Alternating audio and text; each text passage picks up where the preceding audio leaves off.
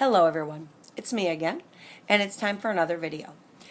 Now I know that we talked about the matrix, we've been doing a lot of the matrix in class, but now we're going to move from the matrix into the all partials method, which really is the same thing as the matrix, only we're getting rid of the organizer, the four boxes, okay? We're going to be getting rid of that and doing it just underneath the problem. So let's go ahead and take out your flip notebooks and turn to the vocabulary section in your notebooks. Pause this video and write down everything that you see on this board. Okay, now that you have this written, we're going to go over this step by step so that you can understand what I mean when I say the all partials method. It's the same as the all partials method when we're doing a 2-digit by 1-digit. However, in this case, it gets a little bit trickier because we have a 2-digit by 2-digit and beyond. So let's take a look at this. There's a few steps that you have to follow when you're doing the all partials method. The first step that I want you to follow is to always start in the ones column. That means that we are always going to be starting right here in this area. We're going to be starting with these two numbers.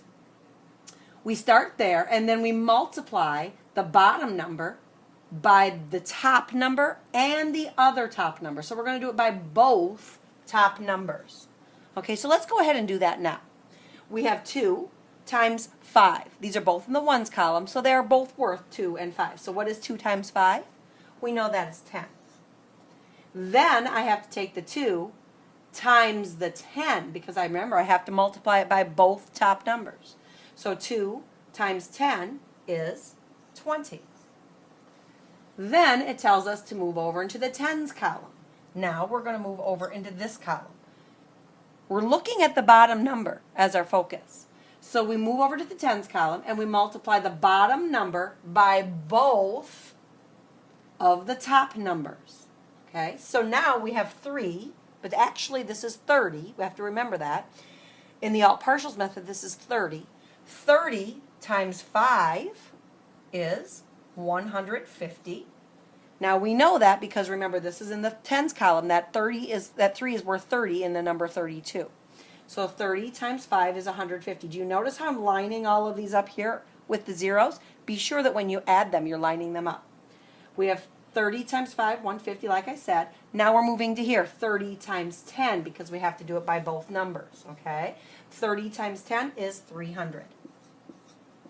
Then you simply add them together. That's why it was so important to line them up the first time. So the answer to this is 480.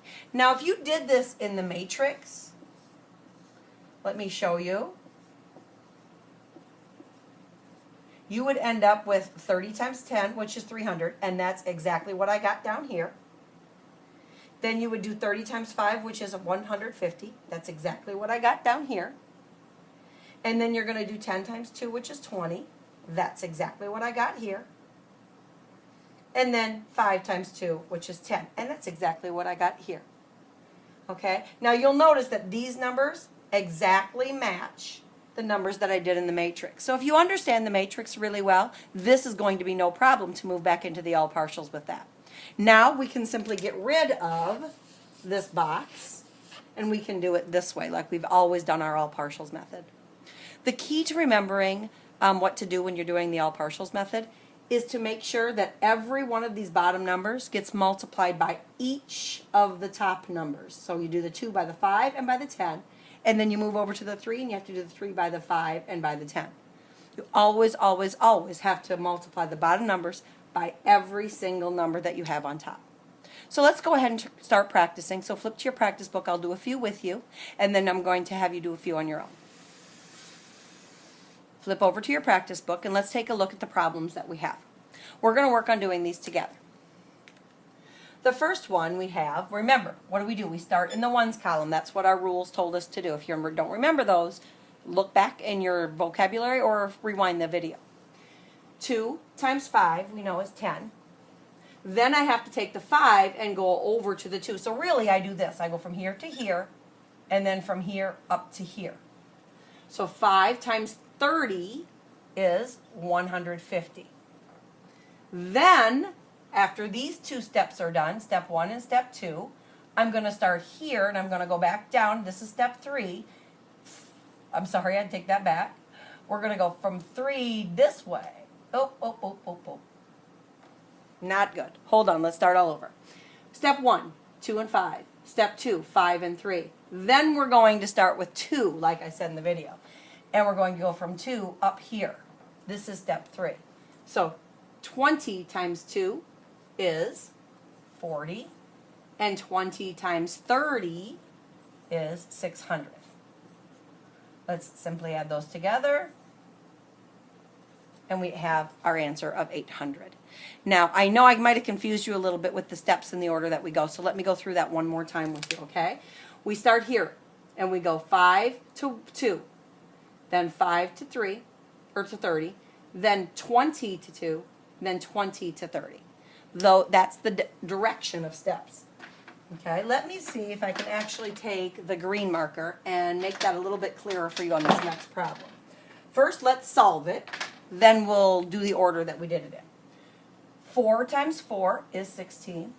4 times 60 is 240. 30 times 4 is 120. And 30 times 60 is 1,800. Let's add those together. There's your answer. But let's slow that down and take a look at the direction in which we did it. We started here, and we did 4 times that. That was step 1. Then I went from here over to here. That was step 2. Okay? Then I went from 30 to 4, and that was step 3.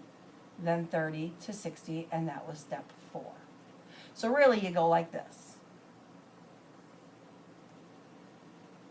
Then you start here and you go this way, and then here and this way. So you notice that you're starting with the bottom numbers all the time, and you're multiplying each of them by the top numbers. Let's go ahead and move on over to this one. Okay, starting with the bottom. In the ones column, just like the directions said. 6 times 2 is 12. 6 times 80, remember that's 80, 480. 10 times 2, 20. 10 times 80, 800. Oh, I'm sorry, I take that back. 8,000. Hold up, not thinking clearly here today. 10 times 80 has 2 zeros, so that's 800. Okay. 2, 11, and is that right, 13? Oh, 8, 9, yep, 13. 1,312. Okay, remember that we always are adding these together. Okay, let's go ahead and move on to this one. Are you keeping up with me? All right.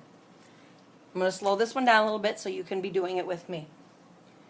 5 times 2 is 10. 5 times 80 is 400. 5 times 100. Now see here, it does, you notice I have a number that is in the hundreds. It doesn't matter if I have a 3-digit number on top. I continue to follow the same rule. I have to take the 5 times each of these numbers. I did it times 2, I did it times 80, now I'm doing it times 100. What is 5 times 100? 500. Okay?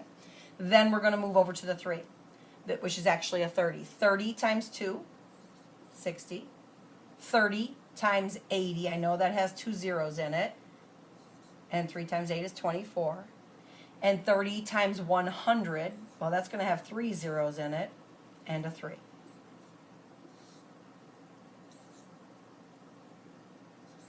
That's why this is so important to stay lined up so you can read all of these numbers together. There's your answer, 6,370. It's really important to make sure you're lining these numbers up when you add and take each of these numbers times all of the numbers that are on the top. Okay, that is how we do the all partials method when we're doing more than a 2-digit by 1 digit. When we have any numbers that are larger, like 2 by 2 or 3 by 2, we make sure that we're lining these up and we're using the bottom and multiplying every single number in the all partials. Okay, that's how all partials gets a bit trickier. Let's go ahead and we're going to let you practice on your own. So go ahead and write these problems down. This is your work for tonight. And then, as always, any questions that you may have, please bring them to class tomorrow. Have a good night.